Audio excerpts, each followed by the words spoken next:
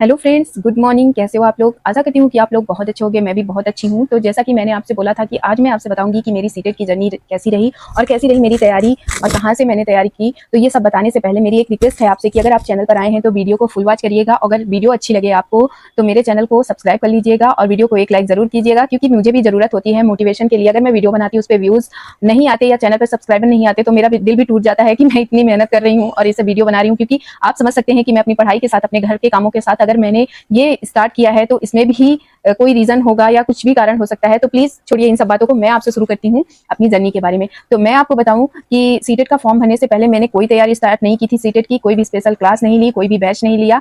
और मेरी तबियत भी फॉर्म भरने के बाद काफी ज्यादा खराब हो गई थी। माइग्रेन का दर्द मुझे उठा दिया था, तो इस वजह से मैं परेशान हो गई थी। और फिर उसके बाद जब मुझे टाइम मिला तो उस बीच मैं अपना घर संभालूं, अपने बच्चे देखूं, फिर जितना समय मिलता था मैं उसकी तैयारी करती थी। तो इसके लिए मुझे ऐसा बिल्कुल समय नहीं मिला कि मैं नोट्स बना पाऊं, और ना ही मैंने नोट्स बनाया। क्योंकि देखिए, सबकी पढ़ने की आदत अलग होती है। किसी को पढ़ के ज्यादा अच्छे से याद हो जाता है, किसी को सुन के अच्छे से याद हो जाता है। तो मैं आपको बताऊं कि मैं सुन के अच्छे से याद कर लेती हूँ और वो चीज मेरे दिमाग में बैठ जाती है। तो इसलिए मैंने मेरे अंदर जो खासियत थी उस पर मैंने फोकस किया और मैंने वीडियो को देखा। अभी भी मैं आपको बता दूं कि मेरा जो भी बीपीएससी की तैयारी चल रही है तो उसके लिए मैंने कोई बुक नहीं लिया है। जीके जीएस का थोड़ा बहुत नोट्स मैं बना लेती हूँ, मन करता है तो, नहीं तो बिल्कुल नहीं। ये जो किताबें आप देख रहे हैं ये हिंदी साहित्य की है, क्योंकि साहित्य मुझे डीपली पढ़ना पड़ता है, इस वजह से मैं नोट्स बना के रखती हूँ, नहीं तो मैं नोट्स नहीं बनाती। और मैं आपको बता दूं कि मेरा ज्यादातर साहित्य और व्याकरण भी वीडियो से ही तैयार होती हैं, क्योंकि मुझे पढ़ने में बिल्कुल भी अच्छा नहीं लगता और सुन के मुझे बहुत जल्दी वो चीजें दिमाग में कर जाती हैं, इसलिए मैं इन पे ध्यान देती हूँ।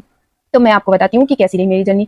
तो इसके लिए मैंने क्या किया कि सुबह मॉर्निंग के टाइम पर मैं एसएसटी पढ़ती थी। एसएसटी क्या होता है कि बहुत ही ज्यादा बड़ा हो जाता है उसका कोर्स, इसलिए हम एसएसटी को कंप्लीट करने के लिए सुबह मॉर्निंग का समय चूज करते थे। और सुबह मॉर्निंग में मैं 4 बजे या 5 बजे या 3 बजे, जितने बजे मेरी आंखें खुल जाती थी उस टाइम पे मैं अनुपम सर के वीडियो लगा लिया करती थी, क्योंकि एनसीईआरटी वो बहुत ही अच्छे से पढ़ाते थे और मेरे दिमाग में बहुत अच्छे से घुस जाता था। इसलिए मैं अनुपम सर के एनसीईआरटी के फुल मैराथन देखा करती थी और मैराथन ही क्लास में चूज किया करती थी। क्योंकि मैराथन क्लास में क्या रहता है, आप इस टीचर से भी पढ़ लिया और दूसरे टीचर से भी पढ़ लिए तो आपको पूरी नॉलेज होती चली जाती है। तो मैराथन क्लास आप जरूर देखिएगा। और मैंने यही किया, मैंने मैराथन क्लास चूज किया। और मैराथन क्लास मैंने सीडीपी की भी चूज की थी, हिमांशी मैम और सचिन सर के। और रही बात आपकी हिंदी और एक सब्जेक्ट और है आपका संस्कृत या इंग्लिश जो भी है, तो इंग्लिश तो मेरा नहीं था और मेरा था संस्कृत। तो मैं संस्कृत के लिए क्या करती थी कि संस्कृत के कोई भी टीचर मुझे दिख जाते तो मैं उनसे संस्कृत पढ़ लेती थी। मैंने संस्कृत पे ज्यादा फोकस नहीं किया। मैंने अपने 3 सब्जेक्ट को बेटर बनाया। पहला मेरा हिंदी, हिंदी मैंने पढ़ा। हिंदी तो वैसे भी मेरा सब्जेक्ट है तो मुझे उसमें ज्यादा ध्यान देने की जरूरत नहीं पड़ी, तो मैं व्याकरण पढ़ लेती थी। ऐसे ही ऑनलाइन कोर्स मैराथन के हिंदी के किसी भी टीचर के भी देख लिया करती थी, जो भी मुझे अच्छा लग जाता था। और दूसरा मैंने सीडीपी पढ़ा और तीसरा मेरा था एसएसटी और चौथा था मेरा ईवीएस।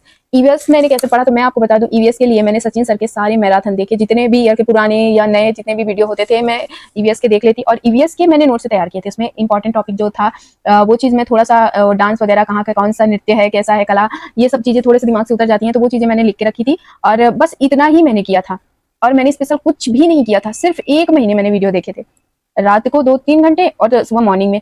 और बिल्कुल भी मैंने नोट्स नहीं बनाया, किताब कॉपी पे बिल्कुल फोकस नहीं किया। बस इतना सा करने के बाद भी मेरा सीटेट में, मैं आपको बताऊं कि मेरा सीटेट जो 1 to 5 का था वो मेरी गलती से नहीं निकला। और इसलिए नहीं निकला क्योंकि मैं सीटेट का पहली बार एग्जाम दे रही थी और मैंने एक गलती की कि मैंने ये वीडियो नहीं देखा था कि हिंदी भी 2 होती है और संस्कृत भी 2 होते हैं। Hindi first, Hindi second, Sanskrit first, Sanskrit second. तो मैंने क्या किया, मुझे करना था हिंदी फर्स्ट और संस्कृत सेकंड। तो मैंने पहले पेपर में जो था वो था संस्कृत सेकंड और उसके बाद नहीं, संस्कृत फर्स्ट था और हिंदी सेकंड था।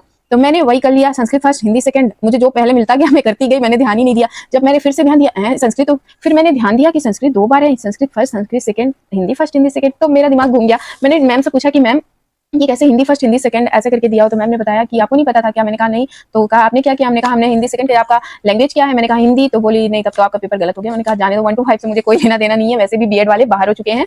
तो फिर भी मेरे 88 नंबर आए थे। मैं आपको बताऊं, इतना गलत होने के बाद भी सिर्फ 2 नंबर मेरे रह गए थे और वो मेरी गलती से, तो मुझे बिल्कुल भी बुरा नहीं लगा। और सेकंड पेपर में मेरे आए 103 मार्क्स। 103 मार्क्स मेरे आए थे। मेरा, आप विश्वास नहीं करेंगे, एसएसटी में मेरा 45 नंबर था। जो मुझे सबसे ज्यादा नंबर दिया वो था एसएसटी। मैं बहुत ज्यादा हैप्पी थी। और हिंदी तो सबकी करीब 20, 22, 25 ऐसे तक जाती है, संस्कृत भी ऐसे ही गई थी। तो एसएसटी ने मुझे इतना नंबर दिया तो मेरा एग्जाम बहुत ही अच्छा चला गया था। तो मैं कहूंगी आपसे कि अगर आप एग्जाम देने जा रहे थे तो प्लीज आप, अगर आप एग्जाम देने जा रहे हैं तो मैं आपसे यही कहूंगी कि अगर आप सीटेट का एग्जाम देने जा रहे हैं और बुक में अभी भी आप लगे हुए हैं तो ठीक है, अगर आपको टाइम मिल पाता है तो आप बुक रीडिंग कीजिए, पर आप मैराथन क्लास जरूर देखिएगा। हर टीचर के अलग अलग मैराथन क्लास होते हैं, हर टीचर के मैराथन क्लास देखिएगा अगर आपको समय मिलता है तो। उस टाइम पे देखिए मैराथन क्लास से क्या रहता है, आप मैराथन क्लास जब देखते हैं, सुनते हैं, जब टीचर आपको सामने से पढ़ाते हैं ना, तो आपके दिमाग में वो चीजें बैठ जाती हैं, एकदम घर कर जाती है, नहीं सर ने ये पढ़ाता। तो जब भी आपको पेपर मिलेगा ना, आप उसमें से क्वेश्चन देखो, अरे सर ने तो ये बताया था ऐसे ऐसे, तो वो चीजें जो है आपको बहुत ही जल्दी दिमाग में घुस जाती हैं, याद आ जाता है। तो आप कोशिश करिएगा कि मैराथन देख लीजिए, बाकी आपकी इच्छा, क्योंकि हर इंसान को मैराथन देख के तो नहीं आ सकता। तो अगर आपको पढ़ने से ज्यादा अच्छे तरीके से आता है तो आप अपनी तैयारी पढ़ के भी कर सकते हैं। लेकिन मैंने जो किया था, मैंने आपको बता दिया कि मैंने पढ़ के बिल्कुल नहीं निकाला है, मैंने सिर्फ वीडियो देख के निकाला है। और यकीन मानिए कि इस 1 महीने में भी मेरी तैयारी अच्छे से नहीं थी। जब मैं एग्जाम देने जा रही थी ना, तो मेरे मन में भी ये हो रहा था, अरे मैं पढ़ी क्या हूँ, क्या करूंगी, कैसे करूंगी, बस मैराथन देख के कोई सीटेट कैसे क्लियर कर लेता है। पर जिस समय मुझे पेपर मिला ना, तब समझ में आया कि नहीं, ये कितना काम में आता है। देखिए सीटेट का जो कोर्स होता है, वो उसके जो सिलेबस होते हैं ना, वो बहुत ही लिमिटेड रहते हैं। आपको पता रहता है कि बस इतने से ही आएगा। और जो अदर सब्जेक्ट होते हैं, उनके जीके जीएस जो रहते हैं, वो कहीं से भी पूछ सकते हैं। पर सीटेट का एसएसटी जो है वो एनसीईआरटी से आएगा, आपको पता रहेगा ये एनसीईआरटी से ही आएगा। तो आप उतनी एनसीईआरटी तैयार कर लीजिए, मैराथन क्लास से तैयार कीजिए या पढ़ के तैयार कीजिए, जैसे भी आपको याद होता है आप जरूर तैयार कर लीजिएगा। और दूसरी बात ये कि कभी भी मेरे कहने पे टीचर चूज मत कीजिएगा। हो सकता है कि मुझे ये टीचर से ज्यादा समझ में आ रहा हो, आपको नहीं आए। तो आपको जिन टीचर से पढ़ने में अच्छा लगे, जिनकी बातें आपको समझ में आए, आपके दिमाग में, दिल पे उनकी बातें एकदम बैठ जाए, नहीं सर ने ऐसा बोला था, ये बोला, ये सर से मुझे पढ़ने में इंटरेस्ट है, तो आप ऐसे टीचर को चूज करिएगा जिनसे पढ़ने में आपको इंटरेस्ट हो। ना कि किसी के कहने पे, अरे उसने कहा था सचिन सर बहुत अच्छा पढ़ाते हैं, अरे उसने कहा था हिमांशी मैम बहुत अच्छा पढ़ाती है। पर हिमांशी मैम तो अच्छा पढ़ाती हैं, पर मुझे भी तो समझ में आना चाहिए ना।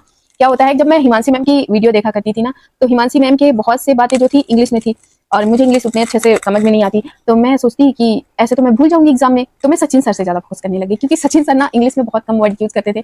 पर जब एक बार हिमांशी मैम ने बोला कि आपका हिंदी का गलत हो सकता है, पर क्या रहता है, कभी कभी प्रिंटिंग में मिस कर जाता है हिंदी वर्ड, तो आप हमेशा ऑप्शन जो होता है ना, एक बार इंग्लिश में जरूर चेक करा करिए कि इंग्लिश में क्या है। इंग्लिश के ऑप्शन कभी गलत नहीं माने जाते सीबीएसई में। तो मैंने क्या किया कि मैं इंग्लिश में भी देखना शुरू कर दी कि भैया चलो अगर हिंदी में गलत हो गया तो इंग्लिश में लगा लेंगे। तो आप, अगर आपको हिमांशी मैम से पढ़ने में अच्छा लगता है तो आप हिमांशी मैम से पढ़िए, और अगर सचिन सर से पढ़ने में अच्छा लगता है तो सचिन सर से पढ़िए। आई होप कि आप सभी का सीटेट का एग्जाम बहुत अच्छा जाए और आप अपनी मंजिल पे पहुंचने वाली पहली सीढ़ी को पार कर जाएं।